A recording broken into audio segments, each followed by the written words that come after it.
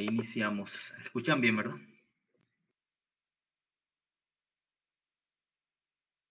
Bueno, la tomografía computarizada, generalidades. ¿Qué entendemos sobre la tomografía o la TAC? Tomografía axial computarizada significa TAC. La tomografía no es más un medio de diagnóstico justamente más moderno que la radiografía y donde podemos obtener imágenes en diferentes dimensiones como 2D, 3D y hasta 4D. No, hasta 3D quiero decir, perdón. La técnica justamente se utiliza una combinación de rayo X junto con los sistemas informáticos para poder traducir esas imágenes. Pero esas imágenes justamente van a ser mucho más específicos que lo de radiografía, porque se van a ir consiguiendo imágenes como nosotros le llamamos por cortes. Que son cortes transversales que se le hace al paciente, justamente para que podamos valorar más adelante. Solemos tener cortes de 2 milímetros, 4 milímetros, 6 milímetros, 8 milímetros, ¿sí? Para poder ver bien, ¿sí? Anatómicamente podemos ver perfectamente el cuerpo humano. Cuando tenemos duda en el diagnóstico con la radiografía, utilizamos la tomografía. Entonces, los fundamentos de la tomografía fueron un poquito de historia, ¿verdad? Fueron establecidos allá por los años 1917, justamente por un austríaco, Radon. Justamente él había comprobado que se podía reconstruir un objeto bidimensional o tridimensionalmente a partir de infinitas proyecciones. ¿Se acuerdan que apareció la radiografía?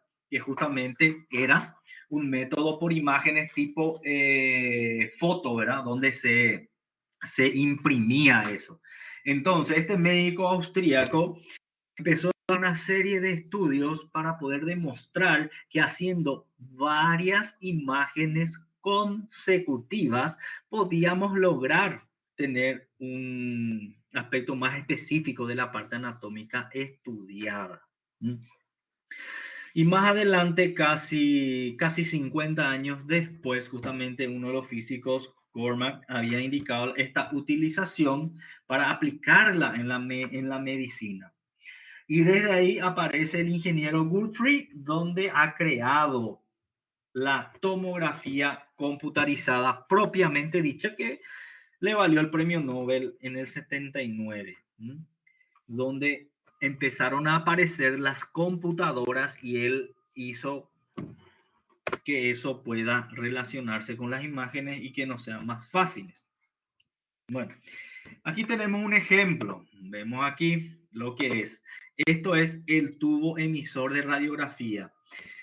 Para algunos que conocen lo que es la tomografía es un tubo grande donde entra el paciente y empieza a girar alrededor de él ese tubo, ¿verdad? Y empieza a emitir unos ciertos rayos que son las radiaciones, ¿verdad?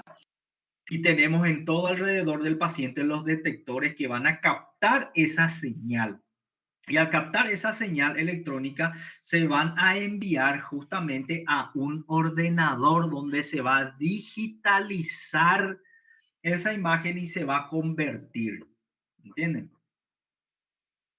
Bueno.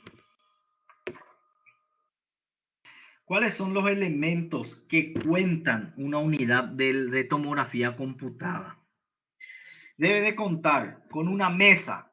¿Y esa mesa qué es? Donde el paciente tiene que estar en ese lugar. Tiene la propiedad de desplazarse de adelante hacia atrás, o como decimos, céfalo caudal o cráneo caudal, llevando justamente al punto anatómico en donde queremos tener exactamente las imágenes. Las imágenes en la tomografía nosotros le llamamos cortes. Corte axial, corte sagital y corte coronal. Entonces, cada imagen le llamamos corte. Entonces, luego tenemos la computadora donde va a ser que va a controlar prácticamente todas las funciones de reconstrucción de las imágenes, ¿verdad? Que esta computadora va a captar del generador de su rayo X, ¿verdad? Las imágenes para que esto... No se ve la imagen ahí.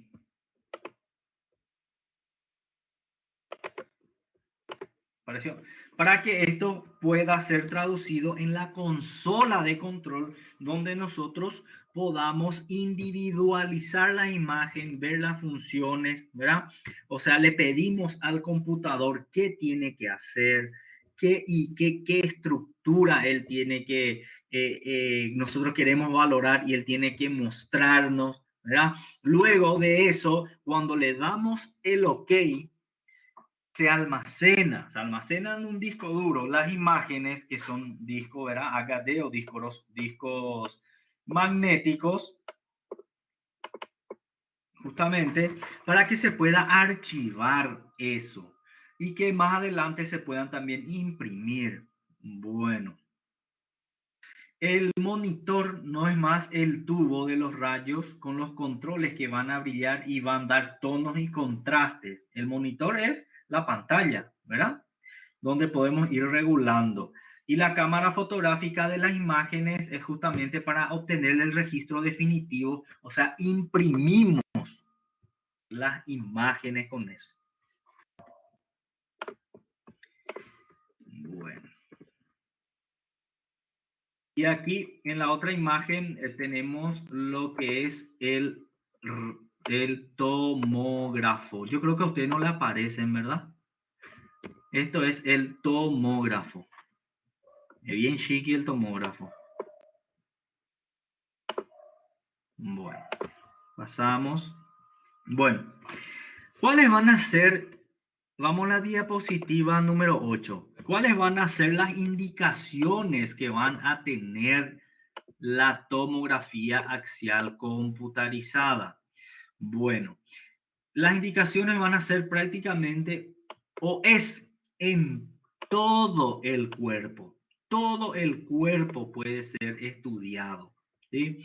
Desde la cabeza, extremidades, abdomen, cavidades, todo puede ser estudiado por la tomografía, ¿sí? Pero ellos se van a diferenciar un poquito la resonancia, que hoy le voy a explicar tomo y la próxima clase es resonancia. Entonces, prácticamente todos y van a tener sus coloraciones, como decimos nosotros. Luego pasamos, ¿qué inconvenientes podemos tener con la tomografía? Así como toda máquina, vamos a tener inconvenientes. ¿Cuáles van a ser esos inconvenientes? Que van a utilizar rayo X. O sea, van a utilizar radiación ionizante. Y las radiaciones ionizantes sabemos que son nocivos para nuestro cuerpo. Entonces, se plantea que existe aproximadamente entre 300 a 500 veces más radiaciones y puede ser más nocivo para el humano que la radiografía simple. En los niños, generalmente nosotros no realizamos mucho la tomografía, a no ser que sea una indicación específica, porque los niños están en etapa de crecimiento y son muy sensibles a las radiaciones y podemos activar cualquier célula cancerígena en cualquier parte del cuerpo. Por eso es muy importante. También tenemos inconvenientes con las embarazadas. Acuérdense que las embarazadas tienen el periodo, el primer trimestre, que es el periodo más sensible de los niños, de los del feto, donde se está formando, y hay que tener mucho cuidado para hacer la tomografía. Hay que tener en cuenta mucho la vida del paciente.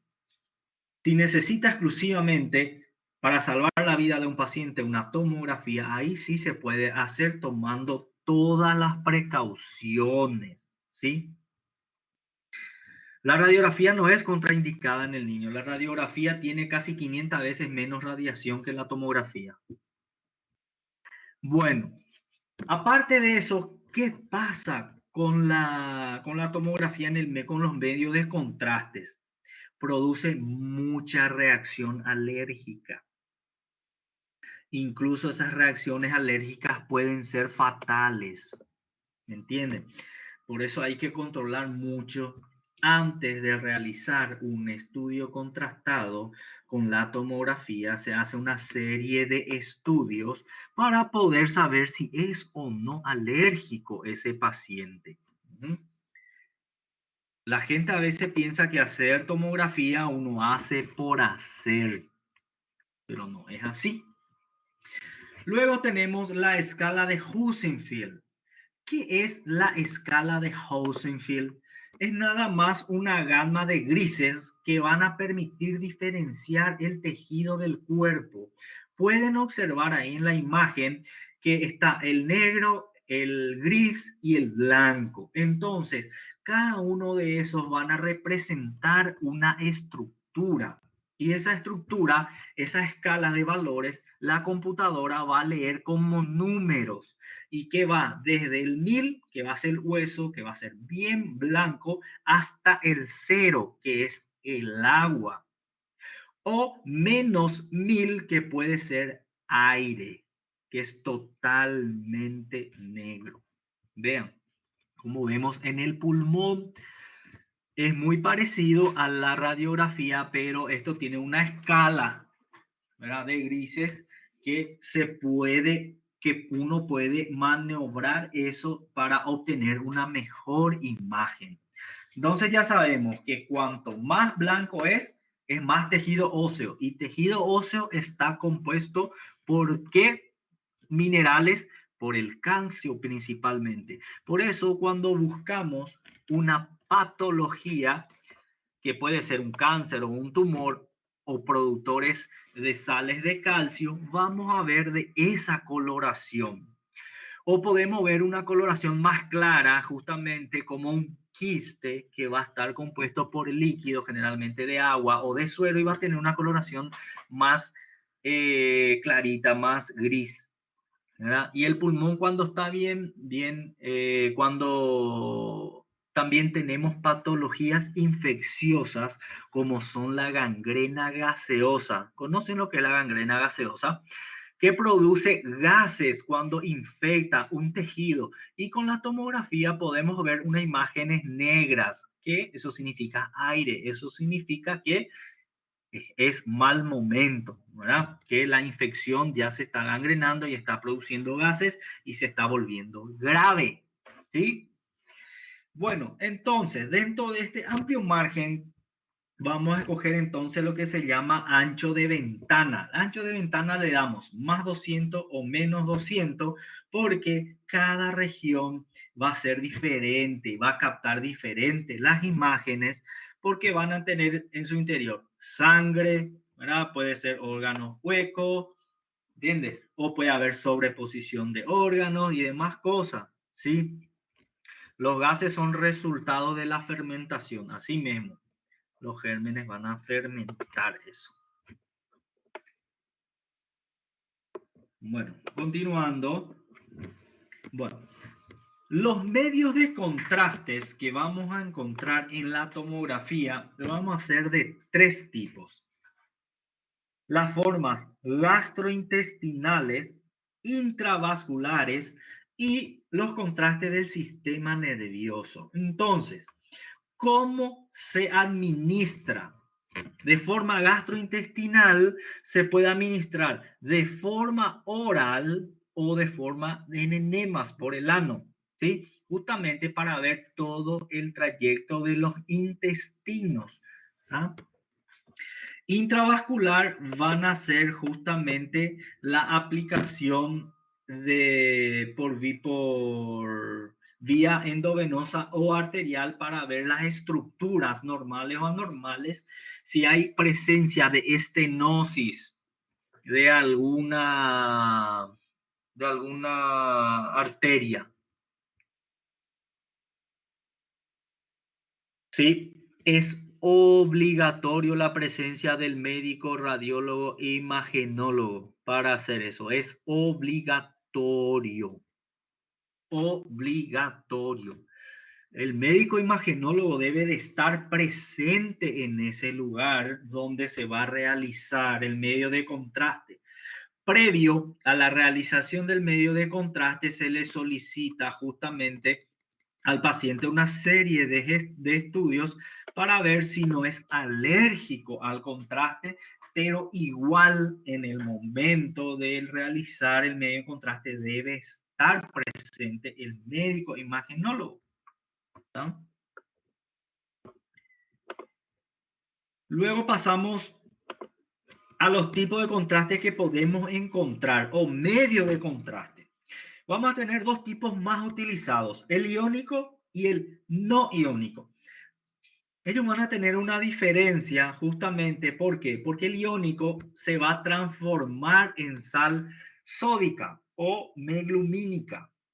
Justamente este medio en contraste, una vez que se va a transformar en esas sales, estos se van a disociar en las partículas y van a estar cargadas eléctricamente, y justamente cuando se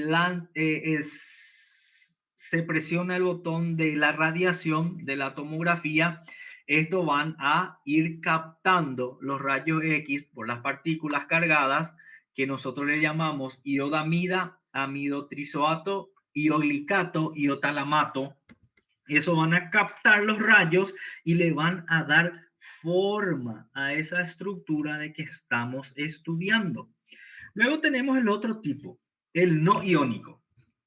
El no iónico, justamente, las moléculas ácidas se van a unir a unas aminas. Entonces, las aminas, ¿qué van a hacer? Las aminas van a hacer justamente lo básico para la formación de las proteínas. ¿Saben lo que es la amina, verdad? Esos aminoácidos se van a unir, el ácido con el amino, porque el amino capta los ácidos. Entonces, van a unirse y van a formar entre los dos un compuesto hidrosoluble, ¿verdad? Un compuesto más proteínico hidrosoluble. Entonces, ¿qué pasa? El medio del contraste va a entrar en contacto con una partícula del cuerpo, hablamos atómicamente, neutra. Y cuando entra en contacto con esa partícula neutra, ¿qué va a hacer? Se va a convertir en otros compuestos llamados iopamidol, ioxol y iotralam. Esos se van a encargar de absorber también los rayos para poder dar forma a las imágenes, para que la computadora pueda traducir eso. ¿Están entendiendo? Esto estoy yendo muy rápido. ¿Está bien? Bueno, porque es muy importante esto básico, muy importante es para que usted pueda entender lo que es la tomografía y probablemente a algunos de ustedes les puedan gustar lo que es la imagen, porque es muy bueno, no es difícil, es práctica, práctica, práctica, y el imaginólogo es una persona un profesional muy importante en nuestro medio. Bueno, vamos entonces a pasar en los, ¿cómo llamamos? En los errores tomográficos, en los errores en el momento de captar la imagen en la tomografía. ¿Y cómo se le llama esto? Se llama artificio. Todo lo que ustedes escuchen en imágenes principalmente, como hablamos también en ultrasonografía, vamos a hablar también en resonancia, hablamos del artificio, que esos no son más que errores en la adquisición del proceso para reconstruir una imagen. Entonces, para que haya errores para reconstruir una imagen, el paciente debe de moverse. Por eso hay que explicarle al paciente que siempre debe de estar quieto, bien parado.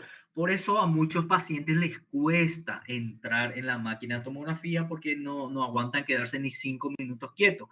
A veces se les ceda al paciente por eso. Artificio también le llamamos a los elementos metálicos dentro del mismo. Los elementos metálicos salen de forma brillosa porque absorben tanto los rayos, sino o repelen los rayos y esto aparece brillosos. Pero en la actualidad, la tomografía ya cuenta con un supresor metálico y el metal aparece como si fuera un cuerpo extraño y fácil de distinguir. Entonces, ese ya se está solucionado eso. No todos tienen, ¿verdad? Porque es muy costoso la máquina que tiene eso. Luego, lo que vamos a tener otro problema va a ser en el interfase donde encontramos entre el hueso, aire y tejidos blandos. A veces hay problemas en distinguir, a veces nos dan un falso negativo o un falso positivo. O a veces algunos filtros o los detectores que están mal ajustados, un tomógrafo que está mal ajustado, podemos tener imágenes distorsionadas o mal captadas. Todas las personas que tienen tatuaje independientemente sí puede hacer tomografía. Pero ¿qué pasa? El tatuaje ya es una lesión de piel.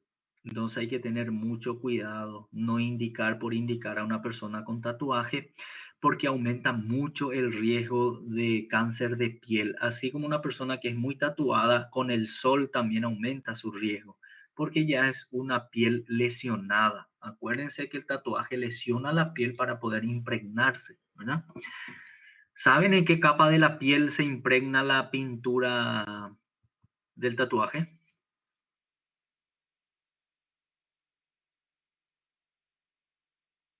No. O sea, conocen la capa de la piel, ¿verdad?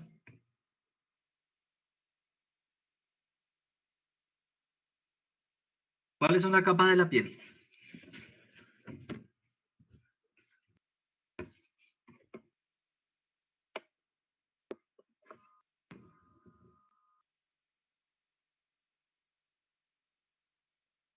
Epidermis, dermis e hipodermis. José dijo perfectamente. Pero la dermis tiene dos capas, una capa superficial y una profunda que está unida por la hipodermis. El tatuaje se queda en la capa más superficial de la dermis. ¿Entienden? Bueno, también es importante entre los artificios la selección inadecuada de los factores técnicos por parte del operador.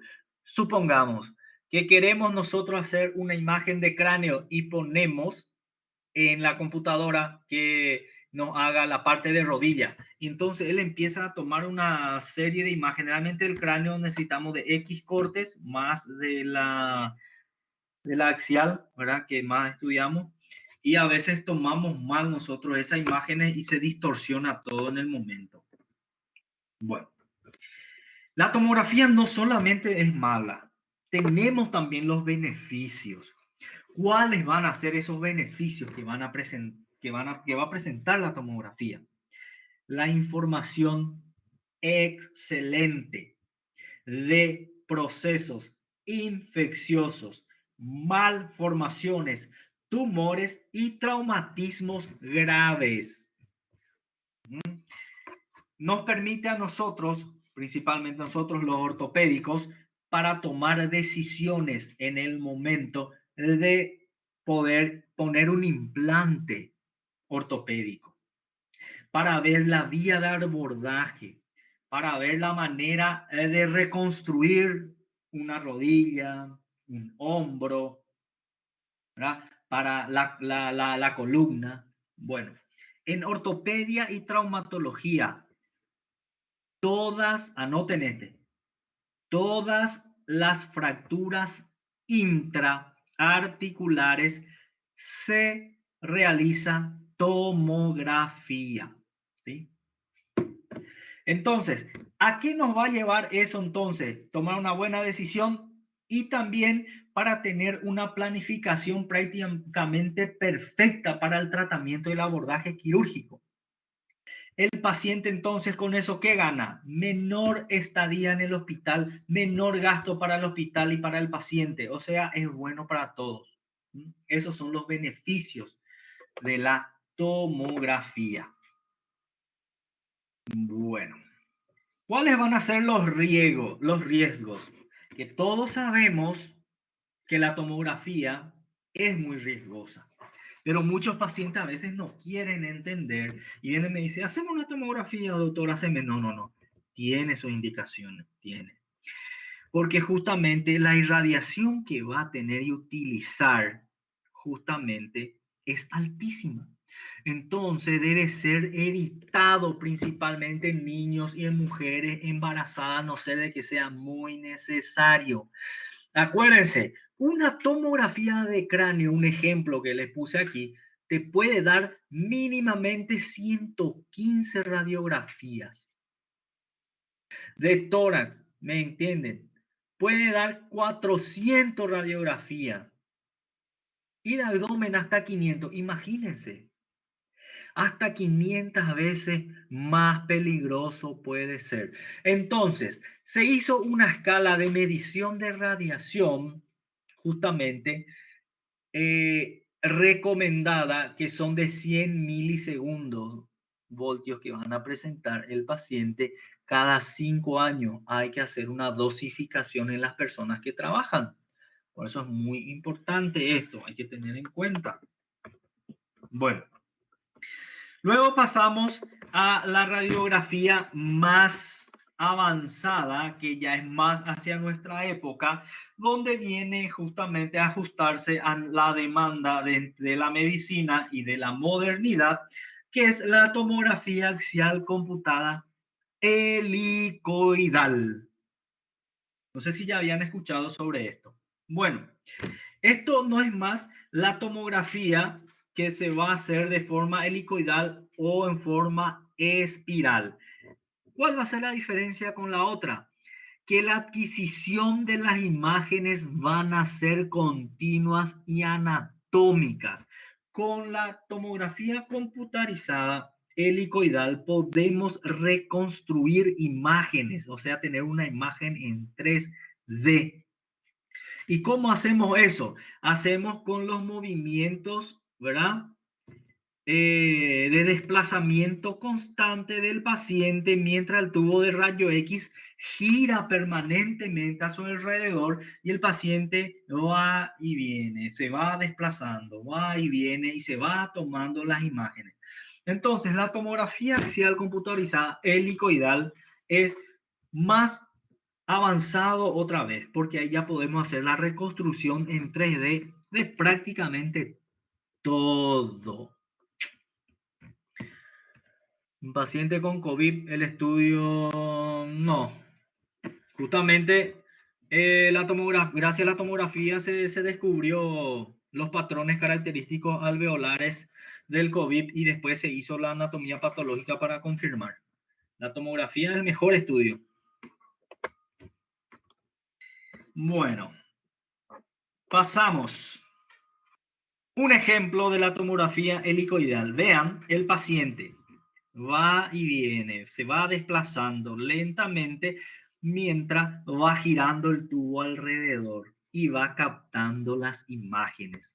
Produce una rotación y se va haciendo la imagen. ¿Cuáles van a ser las ventajas de esta tomografía helicoidal? La velocidad en que se puede adquirir una imagen. 10 veces más rápido que la convencional. Es muy útil en niños. Aquí llegamos. Yo les dije que la tomografía convencional no es muy indicada en niños, porque se queda mucho tiempo irradiando y ellos son muy susceptibles. Y aquí venimos a la tomografía helicoidal. Este sí podemos utilizar, ¿verdad? A niños y pacientes de avanzada edad o críticos. ¿Por qué? Porque quedan menos tiempo expuestos a las radiaciones, porque se realiza rápidamente. ¿Está bien? Entonces, se va a realizar con cuando le pedimos al paciente que haga el pulmón en inspiración. Entonces, se realiza rápidamente esa área ¿verdad? Y se estudia esa área porque hay veces que cuando el paciente está respirando y se está moviendo, acuérdense que uno de los errores que puede llevar en la toma de imágenes es el paciente que se mueve. Entonces, se le pide al paciente que ataje un poco el aire del pulmón y como es tan rápido la tomografía helicoidal, porque toma de todos los ángulos, porque este se mueve en forma circular, el rota alrededor del paciente y es más rápido la captación de imágenes. Entonces, por eso es mejor y más rápido y tiene un poquito menos de daño para el paciente. Entonces, esto va a permitir que podamos estudiar justamente los medios de contraste más efectivamente. Y aparte, no estaremos llenándole de contraste constantemente al paciente. Acuérdense que el contraste es muy peligroso. Y si no sabemos usar, podemos llegar a matar al paciente.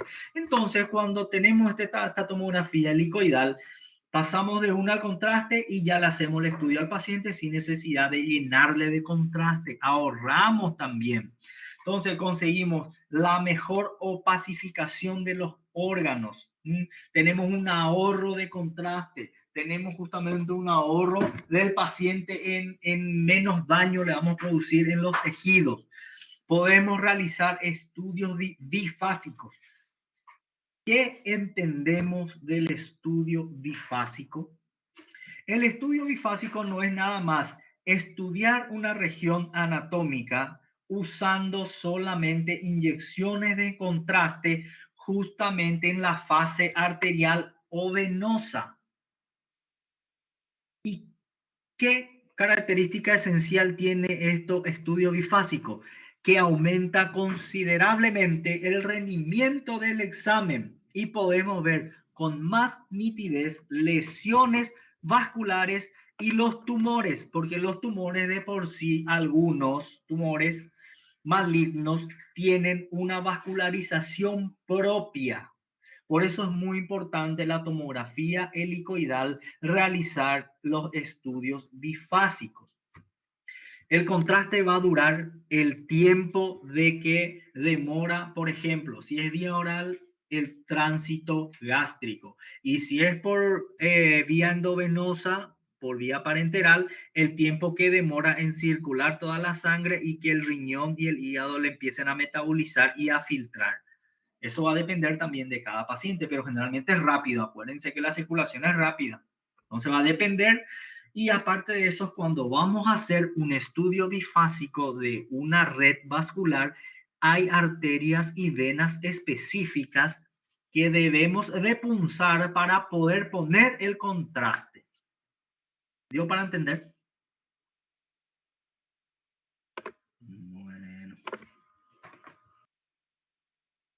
Bueno.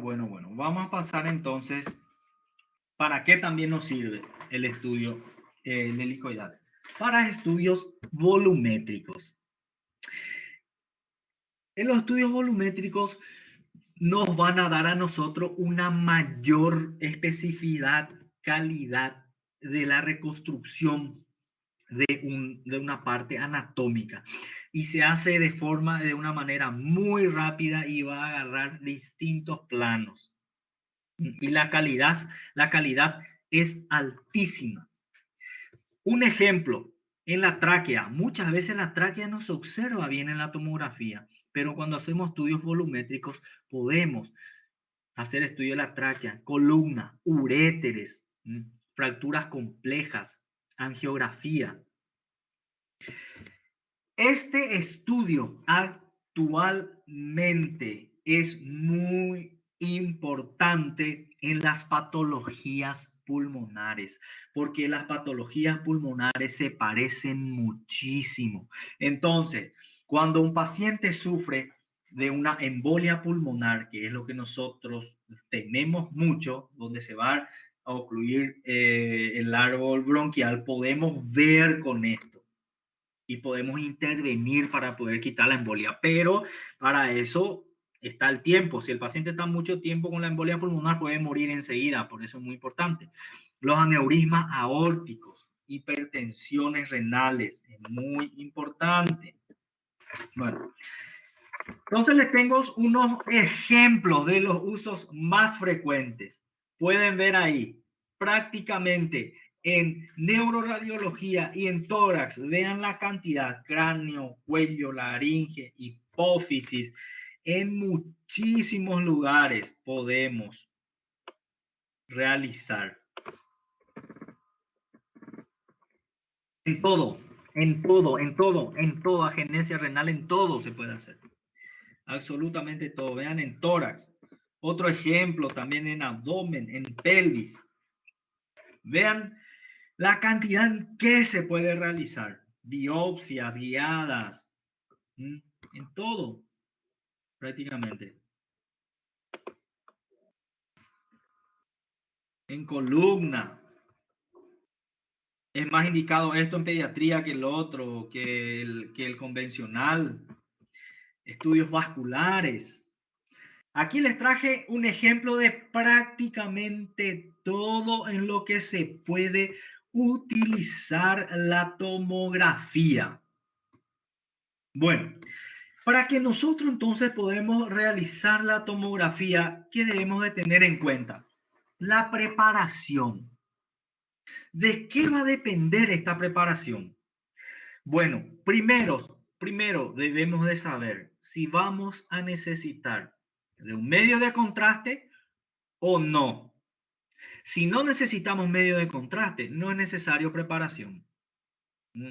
Y si vamos a necesitar contraste, sí, necesitamos que el paciente esté en ayuno entre 2 a 6 horas. Pero todo va a depender del área de que vamos a utilizar. Generalmente en abdomen y pelvis. Se prepara generalmente al paciente. Luego partimos a la duración.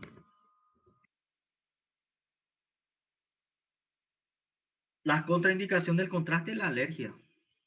Eso dije hace rato. La alergia puede ser fatal. Se puede utilizar en los dos, en la helicoidal y en la convencional, pero la helicoidal es la mejor. Ahí justamente se utiliza menos contraste, el paciente está menos irradiado también. Bueno, la duración entonces va a durar menos que la convencional. Se puede hacer de forma ambulatoria y acuérdense, documentarse. Nosotros los médicos, yo no sé anteriormente, yo me considero un médico joven. Yo estoy formado hace 13 años y medio que soy formado y soy ortopedista hace 8. Y me considero muy joven todavía. Digo, la documentación. En mi época ahora, muy pocos se documentan. Y quiero que ustedes graben esto en su disco duro. Documentense de todo, de todo, de todo, de todo. Escriban de todo, que algún momento le puede salvar de algo. Bueno, es muy importante hacerle firmar un consentimiento informado al paciente antes de realizar el contraste o cualquier tipo de estudio invasivo. Explicar todos los riesgos. ¿Está bien? Y enfrente a ustedes debe de firmar o una enfermera responsable firmar, ¿sí? Siempre debe de firmar el familiar directo responsable o el paciente. No olvidarse de eso. Bueno, partimos entonces. ¿Es necesario ir acompañado para hacer? Generalmente no, a no ser que el paciente sea inválido o si va a necesitar de alguna ayuda psicológica o algo por el estilo. No es necesario tomar medicamentos. Y ahí viene la comida, el tema del ayuno. Va a depender de qué estudios vamos a realizar. Generalmente le pedimos al paciente, como se va a hacer de abdomen, que vaya en ayunos. Y la ropa más cómoda que quiera llevar y fácil de quitar. No es conveniente llevar, ahí en rojo lo está marcado, objetos metálicos. ¿Sí? Dejar todo en la casa y ser bien con la ropita bien cómoda, ¿ah? Para que no se le pierda después. Bueno,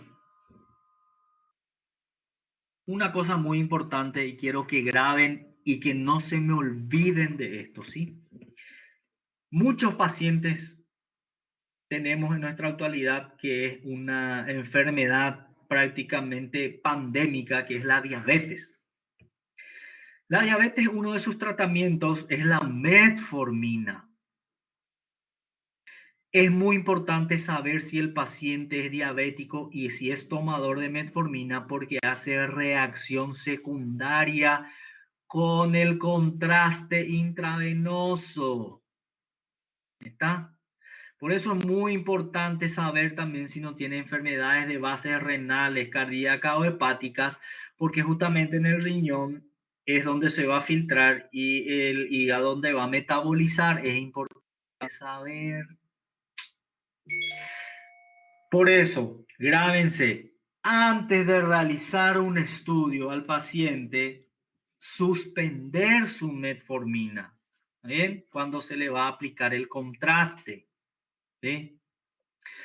Y como es un paciente diabético, es importante controlar la función renal porque el riñón es uno de los órganos que más sufre cuando el paciente es diabético y mucho más cuando no se trata regularmente, ¿sí? Siempre al paciente hay que preguntarle si es alérgico a algún tipo de cosa y mandar a hacer para ver si no es alérgico al yodo o a contraste yodado, ¿sí? Nunca realizar ejercicio físico inmediatamente después de irradiarse con la tomografía. Hay que estar relajado, estar un día prácticamente sin hacer nada, ¿sí? ¿Estamos? Muy bien, muchísimas gracias por su atención.